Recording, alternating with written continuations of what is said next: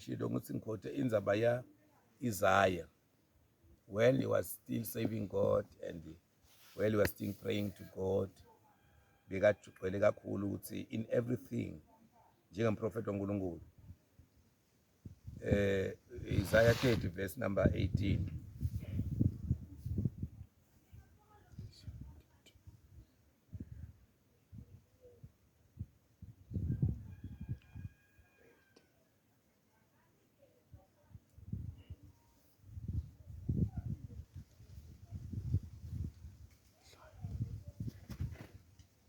Verse 18, 30 verse 18. Verse 18. Hambi swi tirhisani, hambi swi ri tano, hosi Xikwembu xa ha mi languterile, xi lava ku mi komba tintswalo. Xi tsakela ngopfu ku mi twela vusiwana, hikuva hi xona Xikwembu lexi endlaka leswo lulama. Hinkwavo lava va xi tshembaka va ta kuma mikateko. Okay, changani va ri va xi tshemba xilungu, those who wait. It didn't say those who believe in him, those who wait. I don't know, maybe if believe it puts waiting. Khona ngesilungu le libhaliwe le wait. Funza ndvodza. And therefore will the Lord wait, that he may be gracious unto you. Yes. And therefore will he be exalted, that he may have mercy upon you. For the Lord is a God of judgment. Blessed are all they that wait for him. All right. You know, Bible lithi kubusisiwe labalinzela uNkulunkulu. Blessed are those who wait upon him. Kunesibusiso ekulinzeleni uNkulunkulu. Ngishilo ukuthi leli gama lelibhala ukuthi wait. Kusho ukuthi cishe lifanele ukuthi pause. Ne?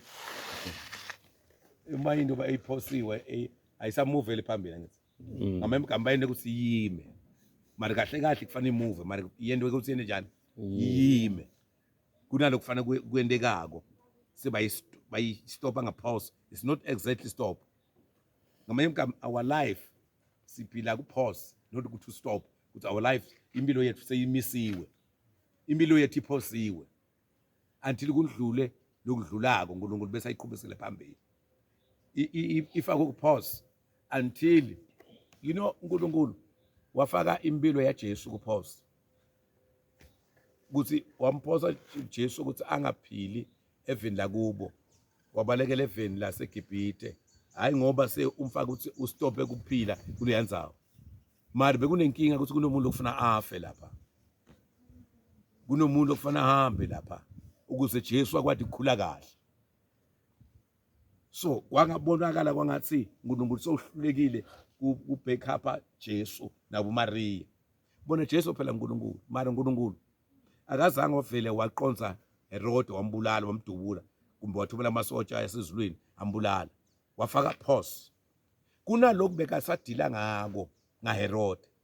Kunalokhu basafuna ukudlulisa ngaHerod. Yingakho akazange uJesu matalwa inkosi ambulale kuHerod. Sometimes bo Herod bethu sina siyafisa ukubabona ngathi basebanyamalele. Kanti uNkulunkulu sadila akakacethi ngapha because uma bayenda labo Herod wabenda for a purpose.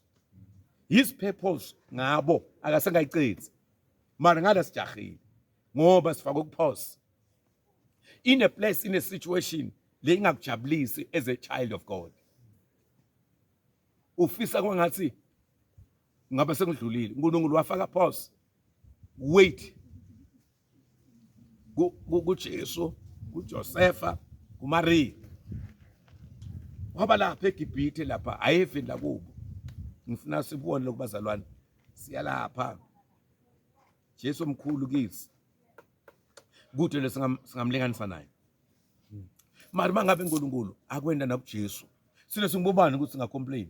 And iBhayibheli alisiniki clear iminyaka lebahleli yona le. But bayibohlala iminyaka.